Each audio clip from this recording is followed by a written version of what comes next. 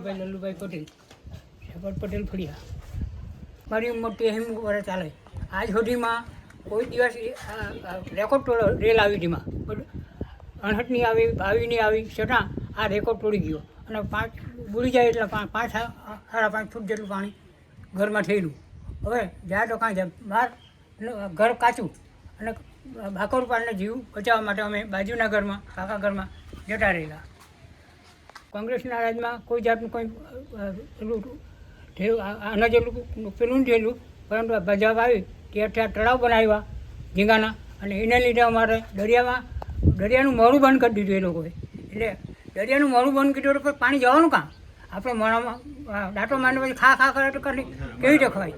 એટલે એ બધું તળાવ બધા તૂટવાય હોય. અને એ ભાજપ સરકારના જ મને વાત મળી છે, ભાજપ સરકારના નેતા લોકોના જ તળાવ છે. એટલે એ પબ્લિકનું કોઈ સાંભળે નહીં, એવું આ રીતની દશા સર્જાયેલી છે. આમાં જરૂરત એ છે કે બધા આવીને એ લોકો તપાસ કરે કે ખરી પરિસ્થિતિ શું છે, કે તળાવ પછી એ તો હાઈવે આવવાનો છે, હાઈવે આવવાનો એટલે 12 ફૂટ ઊંચો એવી વાત ચાલી છે. પણ અમે જવાના કામ ગામમાં વિચારવાળા ભાગવાળા લોકો કેવી રીતે જીવે, એટલે એ દશા ઊભી થવાની. ખેતીવાડીમાં તો આજે કેટલા વર્ષે સાફ થઈ ગયું, આજે કંઈ નહીં મળે ખેતીમાં તો.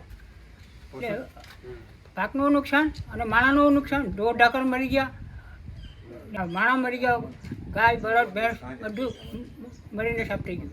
એટલે હવે શું કરીએ? એ ઇલાજ ઉદ્ભવ જેવો છે. તળાવ મેઇન વસ્તુ છે.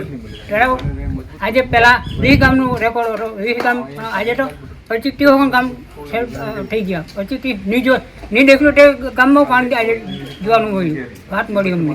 એટલે 25-30 ગામમાં આ પાણીનું દ્રશ્ય જોયું છે એ લોકો. એટલે એ તળાવ મહેરબાની કરીને એ સરકાર તળાવ પડે બસ, બીજું